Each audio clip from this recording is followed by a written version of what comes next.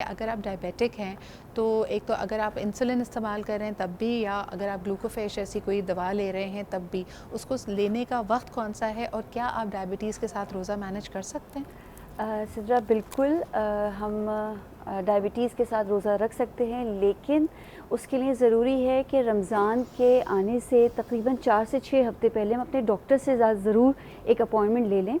क्योंकि कभी-कभी होता है कि अगर क्योंकि रमज़ान ऐसा महीना है कि हर कोई रमज़ान के रोज़े रखना चाहता है, चाहे वो डायबिटीज़ का मरीज़ हो, चाहे वो हार्ट का मरीज़ हो, लेकिन अपने मौलिज के मशवरे के साथ वो ज़रूर रख सकता है।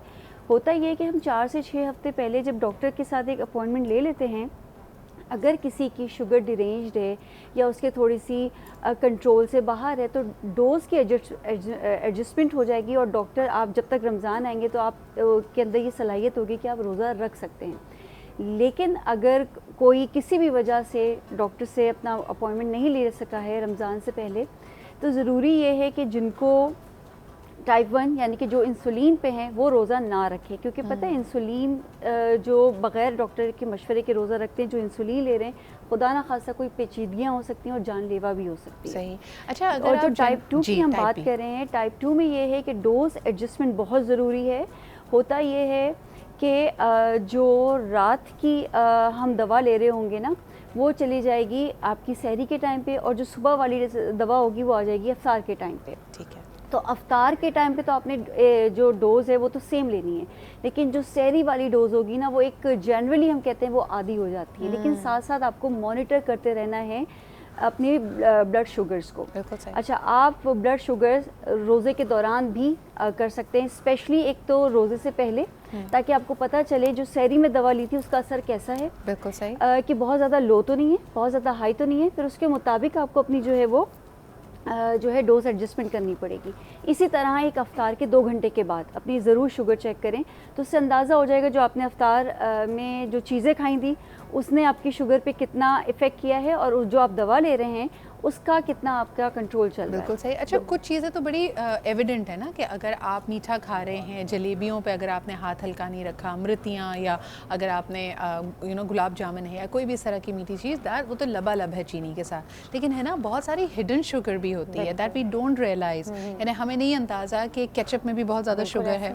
आपके जितने सोडाज़ हैं, जितने शरबत हैं, उसमें तो मेरे ख्याल में ग़िज़ाइयत और एसेंस तो बहुत कम है। It's actually all sugar. तो क्या करना चाहिए? यानी ये तो उनके लिए भी नुकसानदेह हैं जो डायबिटिक नहीं है। एग्जैक्टली ऐसा ही। उसके लिए सबसे बेहतरीन हल ये है डायबिटीज़ के मरीज़ों के लिए कि इफ्तार के वक्त वो फलों का इस्तेमाल करें।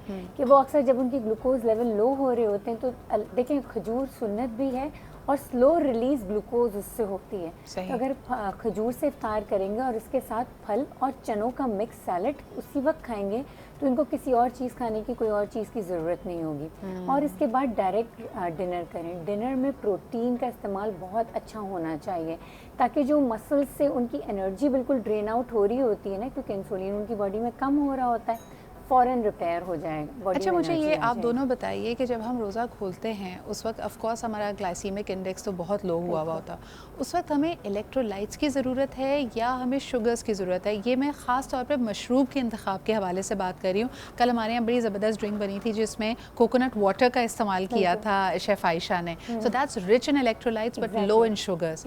लेकिन हम जो शरबत इस्तेमाल कर रहे होते हैं उसमें तो रंग है, खुशबू है और चीनी है। इसमें सबसे बेहतरीन हल ये है कि चलें, अगर कोकोनट वाटर सब अगर अफोर्ड नहीं कर सकते इस वक्त, तो तुख मलंगा में बेहतरीन इलेक्ट्रोलाइट्स मौजूद हैं। ठीक है ना, तो उसका इस्तेमाल करें। उसके साथ कोई एक फल ले लें। ठीक है, फल की एक स्मूदी बनाएं। फल की स्मूदी में 1 चम्मच मोरिंगा का पाउडर डाल दें। तो मोरिंगा पाउडर में भी बहुत अच्छे इलेक्ट्रोलाइट्स होते हैं, और उसको पानी के साथ ब्लेंड करें। कोई भी सीजनल फ्रूट ले लें, क्योंकि डायबिटिक जो पेशेंट होते हैं उनको लिए सीजनल फ्रूट चाहिए होता है। एप्पल ले सकते हैं, ऑरेंज, मेलन, वाटरमेलन, कोई भी फ्रूट लें, उसको मोरिंगा का पाउडर डालें, पानी डालें और उसका एक शरबत नुमा सा लिक्विड बना लें। तुख मलंगा को भिगोएं, उसमें डाल दें, थोड़े पुदीने के पत्ते डाल दें।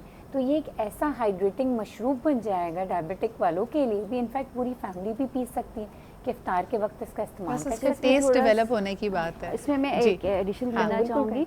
अच्छा, ज़रूरी नहीं है कि मशरूब की तरफ जाएं। बिल्कुल, हम सही सिर्फ है। सिंपल, जैसे मैं भी आपकी बात सुन भी रही थी कि खजूर लिया आपने, पानी ले लिया, बिल्कुल है, ठीक है, सही। उसके बाद कोई अच्छा सा आपने खाना या डिनर कर लिया ना। अच्छा, एक मैं आपको बात बताऊं, हमारे जो जब हम रोज़ा खोल रहे होते हैं ना, उस वक्त हमारा ब्लड शुगर जो है वो कम होता है। सही। तो जब तक हम खाते हैं तो हमारे ब्रेन को सिग्नल ज़रा देर से पहुंचते हैं। तो हम इतनी क्रेविंग से खा रहे होते हैं ना, तो जब तक हमारे ब्रेन को सिग्नल्स जब तक हमारे यानी कि हमारे कम्युनिकेशन गैप होता है, आप खाए चले जा रहे हैं, ब्रेन आपको बता नहीं पा रहा कि बस कर दो बस। बेहतर तरीका ये, आपने खजूर और पानी से रोज़ा खोला, आपने 5 से 10 मिनट का ब्रेक लिया और उसके बाद जैसे ब्रेक क्या, नमाज पढ़ ली आपने। नमाज पढ़ के जब आप आएंगे, उस वक्त जो आपने खजूर और पानी लिया था ना, वो हमारे ब्रेन को सिग्नल दे चुका होगा। आप देखेंगे आपको ऑटोमेटिकली। आप बात कर रही हैं कि जिसमें तहम्मुल हो। देखिए पूरे साल, पूरा दिन जब हम बर्दाश्त कर रहे होते हैं ना, जितनी देर में माशाल्लाह अगर अपने ऊपर आप अपने नफ्स पे काबू ना रखें तो सिर्फ मगरिब की अजान में आप 2-3 समोसे 5-6 पकौड़े खा सकते हैं। मैं एक इलाज बताती हूँ कि अगर इफ्तार का वक्त 6, 6:30 या 6:45 बजे का ना होता और 8 बजे का होता, तब भी तो हम सब्र तहम्मुल से ही होते ना। ये बात जब मेरे एक छोटे से बेटे को समझ आ गई तो फिर पूरी कौम को क्यों समझ नहीं आ रही। अच्छा उस्मा, 2-3 सवाल और मुझे बताएं। वो लोग जो ब्लड थिनर्स का इस्तेमाल कर रहे हैं या फिर डायरेटिक्स का, दोनों के बारे में बताइए कि उनको रोज़े में क्या एहतियात करनी चाहिए, क्या इसका कोई असर पड़ेगा आपके लॉन्ग फास्टिंग आवर्स पे, बिलखुसूस अगर आप डायरेटिक्स का इस्तेमाल करते हैं जो कि जिस्म से जो ब्लोटिंग को ख़त्म करता है, एक्स्ट्रा पानी को निकालता है, रोज़े में खाना चाहिए या उसको रोक देना चाहिए? What's your advice? अच्छा, इसमें देखिए सिर्फ 2 चीज़ें हैं। एक तो जो डायरेटिक यूज़ कर रहे हैं वो कोई हाइपरटेंसिव होंगे, ब्लड प्रेशर का मसला है, या उनको कोई पुरानी गुर्दों का मसला हो सकता है। अगर गुर्दों का मसला है तो लाजमी अपने मौलिज के साथ मशवरा करें। और अगर हाइपरटेंशन के लिए इस्तेमाल कर रहे हैं तो बेहतर ये है कि रोज़े के बाद इस्तेमाल करें और अपना मॉनिटर करें ब्लड प्रेशर के कैसा जा रहा है। कुछ लोग ब्लड प्रेशर के लिए 2 दवाएं भी इस्तेमाल कर रहे होते हैं, यानी कि एक मॉर्निंग में दूसरी ले रहे होते हैं और इवनिंग में दूसरी ले रहे होते हैं।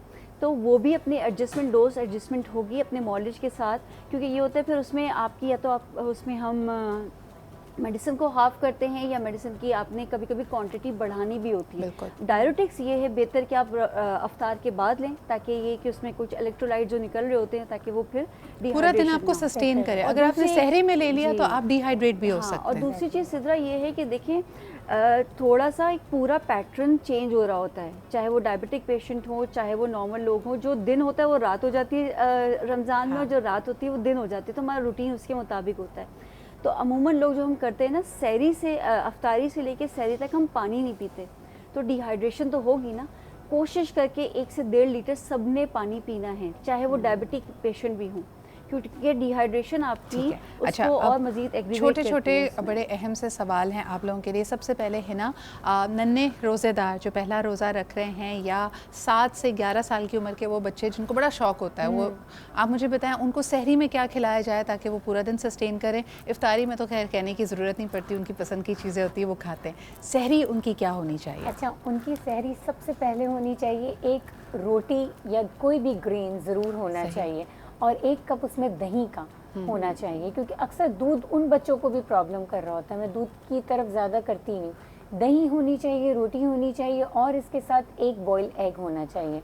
अब बच्चे हैं वो इतना ज़्यादा खाते नहीं, तो उनके लिए ये बेहतर है। कॉम्बिनेशन एक अच्छा हो गया और ये वो खा लेंगे। अच्छा, मल्टीग्रेन ब्रेड के साथ या अंडे के साथ आप कोई रोल बना के उनको दे सकते हैं? पराठा रोल भी बन सकता है। मदर्स को उनके लिए रेसिपी क्रिएट करनी है। उस रेसिपी में रोटी का 1 पोर्शन होना चाहिए, 1 कप दही होनी चाहिए, और 1 अंडा ज़रूर होना चाहिए सहरी। और हमारे घर में हमने मस्ट कर दिया, जो नन्हे छोटे बच्चे हैं जो बहुत इंसिस्ट कर रहे हैं कि रोज़ा रखना ही है, मेरी नीस भी शामिल है, नेफ्यू भी शामिल है उसमें, तो हम कहते हैं जी खजूर सहरी में भी और इफ्तार में भी मस्ट है। खजूर खाओगे, सुन्नत भी है, तब आपको रोज़ा रखने की इजाज़त है। खजूर, अब बच्चे क्या करते हैं सहरी के वक्त उठने के बाद तो इतना ज़्यादा नहीं, तो खजूर देने का बच्चों को एक टेक्निकली बात बताती हूँ। जब वो इशा पढ़ने के बाद आ रहे होते हैं ना खेलना या कुछ ऐसी स्टडी टाइम, एक मिल्क शेक बना लें, खजूर बनाना और मिल्क को मिला के उनको दे दें, ज़रा सी एलिमिनेट हो जाएगी, खजूर छुप जाएगी उसमें। हाँ, यानी वो छुप के हिडन बार करें आप। बहुत बहुत शुक्रिया। भी दे सकते हैं बच्चों के लिए, बड़ा एक एनर्जेटिक होगा। एब्सोल्युटली। और वो जैसे एनर्जी बॉल्स बनाई जाती है ना, जिसमें आप कोको, शुगर, इस तरह की चीज़ें इस्तेमाल करें, जिससे बच्चे को लगे कि वो पता ना चले कि वो खजूर खा रहा है। बहुत शुक्रिया। है ना, हमारे साथ मौजूद थी डॉक्टर उस्मा, हमारे साथ थी